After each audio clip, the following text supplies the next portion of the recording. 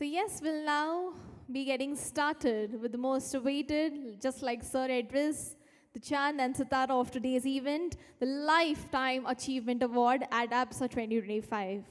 Ladies and gentlemen, let us loudly put our hands together for none other than Shri Nandkishorji Agarwal, Chairman, Crystal Corp Protection.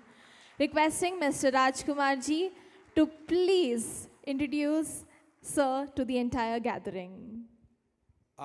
Probably I would suggest, instead of me introducing, जो हम लोग हमेशा बोलते हैं सूरज को चिराग दिखाने के बराबर हैं, thanks to his team, but sorry sir, I really chased them to bring out a biopic of yours, and trust me, they have done a brilliant job. Instead of me speaking, I think biopic will speak everything about Nandkishore ji Agarwal.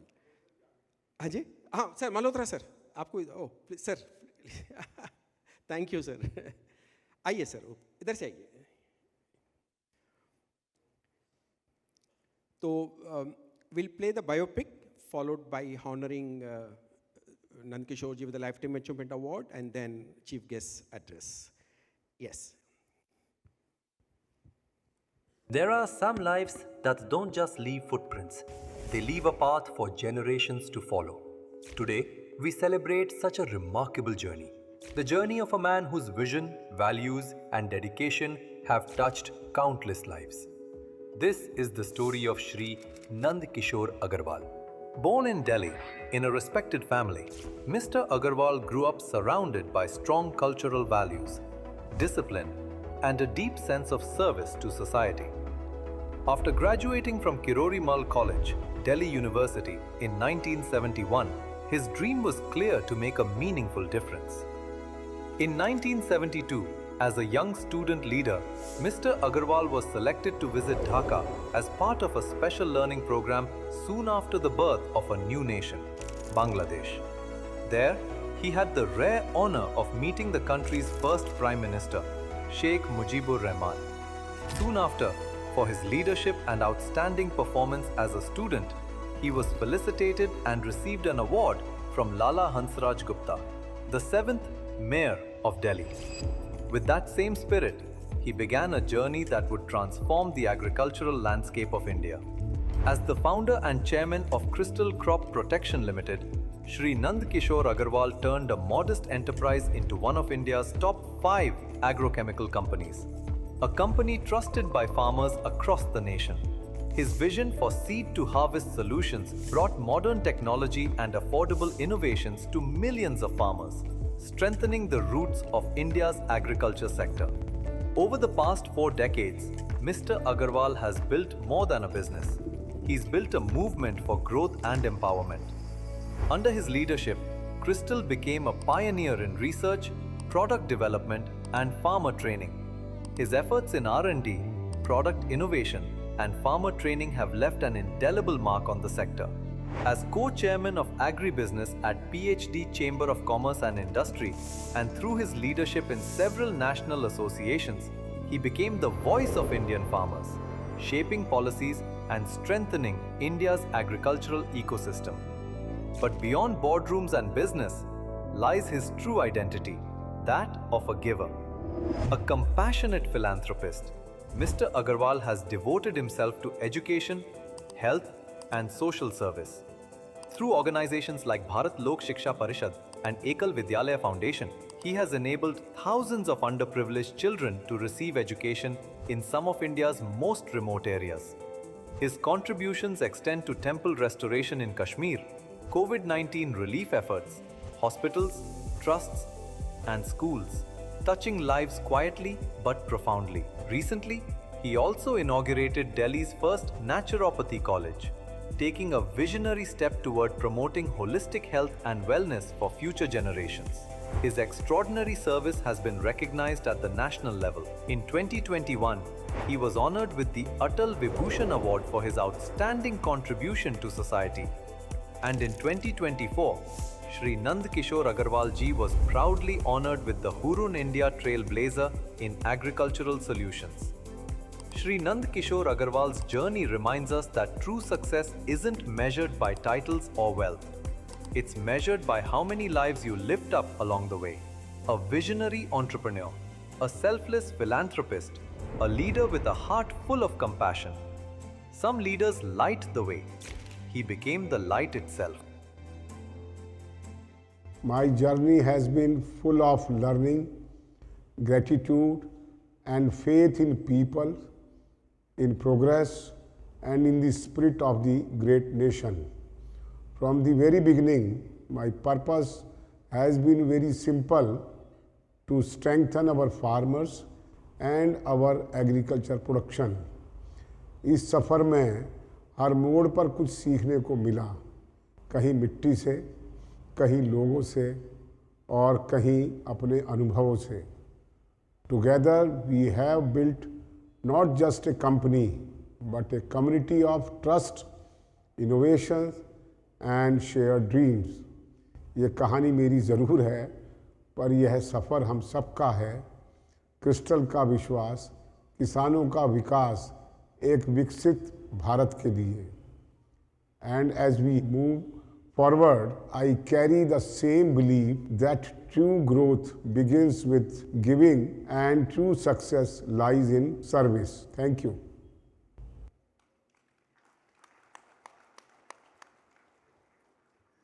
So that was a brilliant life past and lot of life ahead, sir. आपके आशीर्वाद चाहते हैं इस industry को और भी आप मार्गदर्शन दिखाएं. Friends, Minister sir has to leave, so that's the reason we have little done this early. So I request Honorable Minister to please honor Nandkishore Agarwal ji with the Lifetime Achievement Award, which is the most, जैसे the whole purpose of this event is that besides a lot of other panel discussions, conference and summits and other awardees which will continue.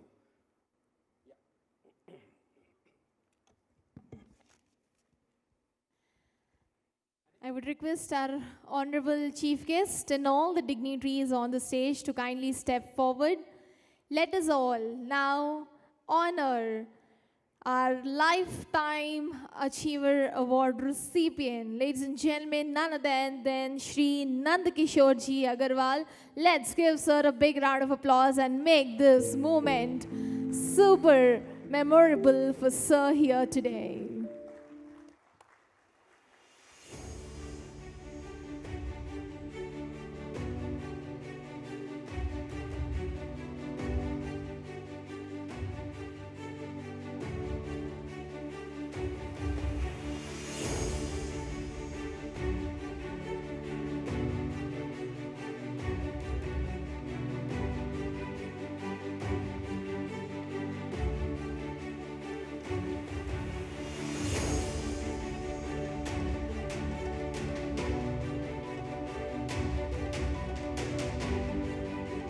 Indeed, a moment of pride and honor.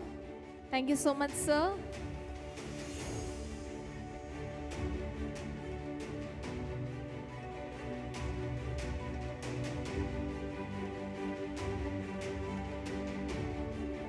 Let's take a minute to capture this beautiful frame. That was such a well articulated AV. We just looked at all the achievements of our Lifetime Achiever, ladies and gentlemen, Shri Nandkishore Ji Agarwal.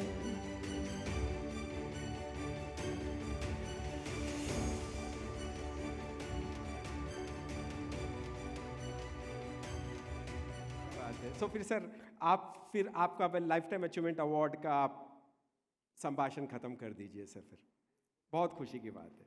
Thank you so much for requesting sir to stay back. I invite Nandkishore Agarwal ji to please give his acceptance speech of Lifetime Achievement Award. सभी को नमस्कार. मंच पर उपस्थित विराजमान मेरे सबसे प्रिय आदरणीय श्री कृष्ण रेड्डी गारू जी, अभी 2 महीने पहले ही आपका हमें ब्लेसिंग्स मिली, गुड विशेस मिली. हमारे हैदराबाद में ही सीड का प्लांट था नया, उसका इनॉग्रेशन आपके द्वारा हुआ और मेरा सौभाग्य है कि आज पुनः आपके हाथों मुझे इतना बड़ा सम्मान, बहुत ही प्रेस्टिजियस सम्मान आपके हाथों मिला है. तो निश्चित रूप से ये मेरे लिए सौभाग्य की बात तो है ही है, लेकिन मोटिवेशनल भी है कि जो देश के लिए अपना सर्वस्व लगा करके बैठे हैं, उनके द्वारा अगर सम्मान होता है तो ये बहुत बड़ी बात हो जाती है।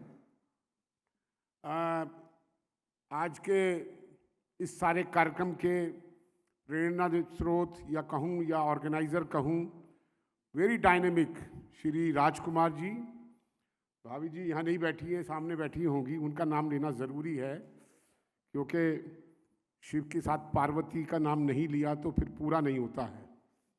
तो राजकुमार जी मेरे एल्डर कहूँगा, मेरे पुराना हमारा आपका संबंध रहा है। राम कौंडन्या जी, संतोष भाई, मेरे परिवार के सदस्य श्री गोपाल मोर जी, आदरणीय मल्होत्रा जी, और इंडस्ट्री से आए हुए सभी हमारे बंधुओं, फ्रेंड्स और मातृशक्ति। अभी मैं सोच रहा था बहन जी कहूँ, भाइयों और बहनों कहूँ, तो आजकल बहनों शब्द जो है ना, वो बहन जी शब्द थोड़ा सा लगता है लोगों को जरा हल्का शब्द है, इसलिए मैंने मातृशक्ति कहा है। उन सबको भी प्रणाम करता हूँ। सबसे पहले तो बहुत बहुत धन्यवाद पूरी ज्यूरी का और रे कंसल्टिंग का।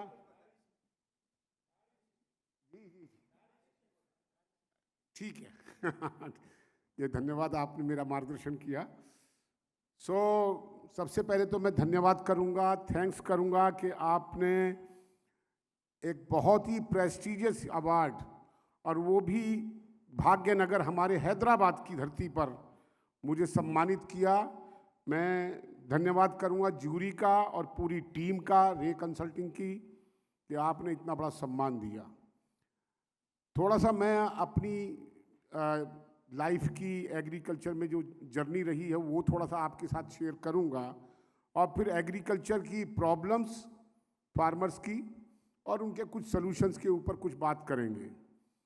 तो मित्रों, मेरी जो जर्नी स्टार्ट हुई अर्ली 70s में, when I completed my graduation in science.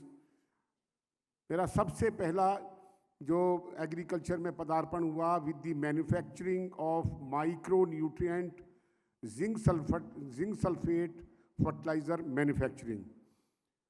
वो मुझे ध्यान में है 72 का टाइम था। पूरे देश के अंदर बहुत ज़बरदस्त डेफिशिएंसी थी जिंक की सॉइल के अंदर, और जिंक सल्फेट की मैन्युफैक्चरिंग बहुत आवश्यक थी। उसको हमने शुरू किया।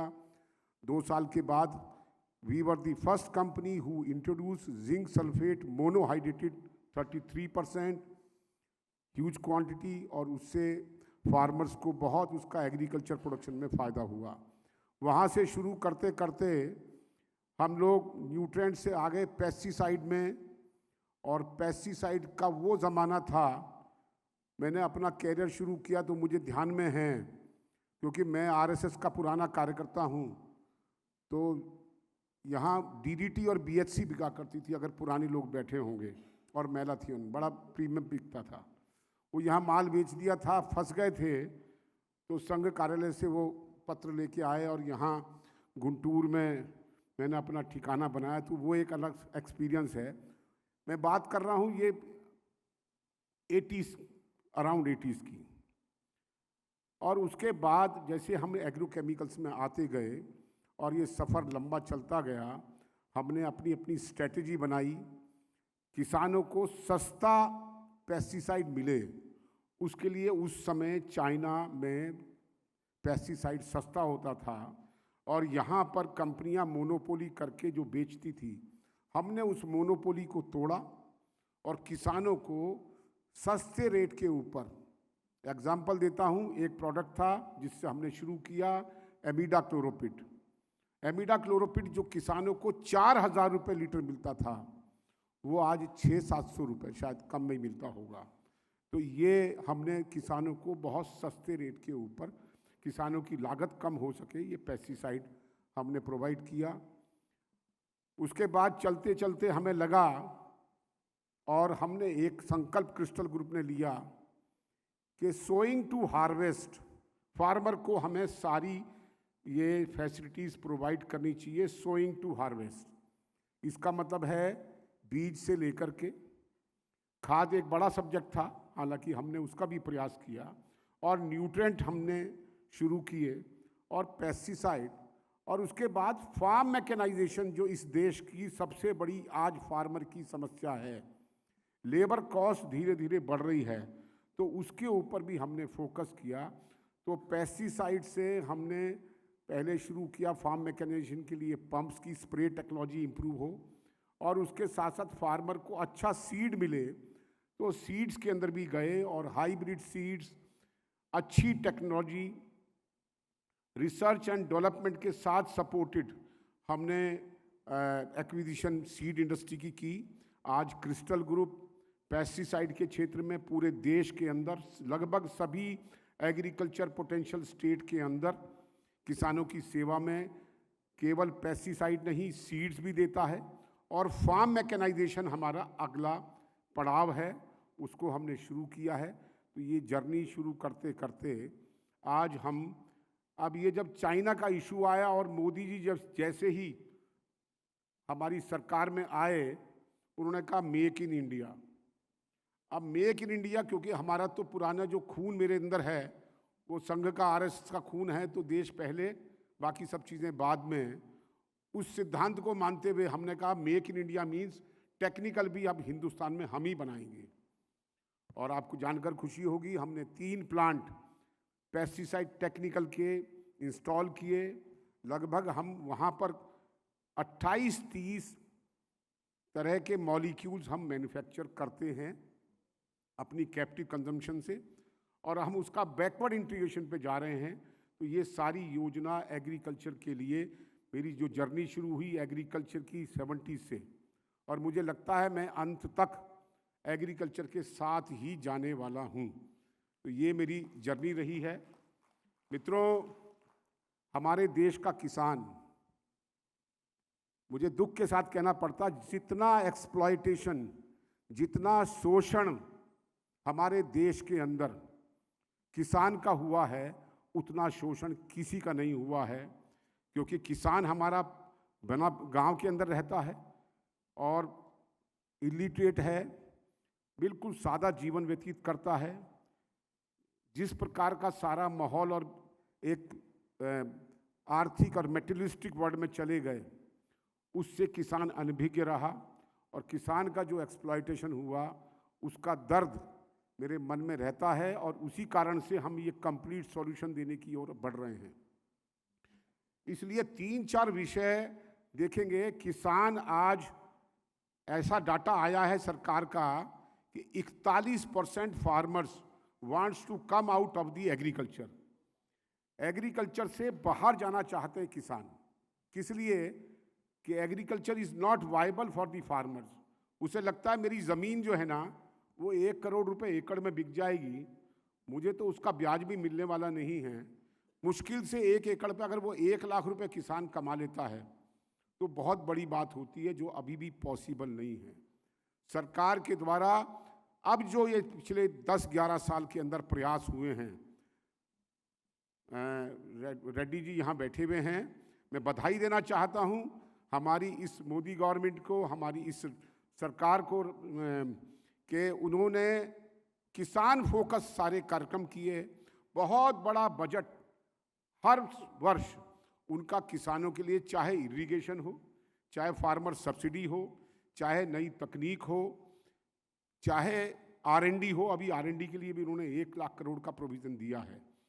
तो ये सब काम सरकार ने किए ज़रूर हैं, लेकिन अभी भी दिशा हमारी जो किसानों की एग्रीकल्चर प्रोडक्शन बढ़नी चाहिए। अगर पर एकड़ की जो हमारी प्रोडक्शन है, अगर डेवलप कंट्रीज़ के साथ कंपेयर करेंगे तो आधे से भी कम प्रोडक्शन है। इस पर फोकस करने की आवश्यकता है कि ज़मीन वही है और खेती की प्रक्रिया वही है। हमारे किसान भी बहुत मेहनती है। सबसे ज़्यादा अगर मेहनत करता है हमारे देश के अंदर, वो किसान करता है। सवेरे 5 बजे उठ करके अपने खेत में जाता है और कीचड़ के अंदर, पानी के अंदर वो काम करता है। उतना मेहनती किसान, और उसको उसका फसल का दाम नहीं मिलता। इसलिए सबसे बड़ा जो विषय है वो उसकी एग्रीकल्चर प्रोडक्शन बढ़नी चाहिए। और हमारी इंडस्ट्री के सारे कुलीग बैठे हुए हैं, सब लोग अगर मिलके प्रयास करेंगे, हम टीम से बात कर रहे थे कि क्यों ना हर स्टेट के अंदर हम एक एक विलेज हम अडॉप्ट करेंगे और उनसे बात करेंगे, भाई तुम्हारे पिछले साल की प्रोडक्शन कितनी थी, चाहे वो राइस की है, इतनी प्रोडक्शन थी, हम अगले वर्ष आपकी जो प्रोडक्शन है हमारा पैकेज एंड प्रैक्टिस देंगे।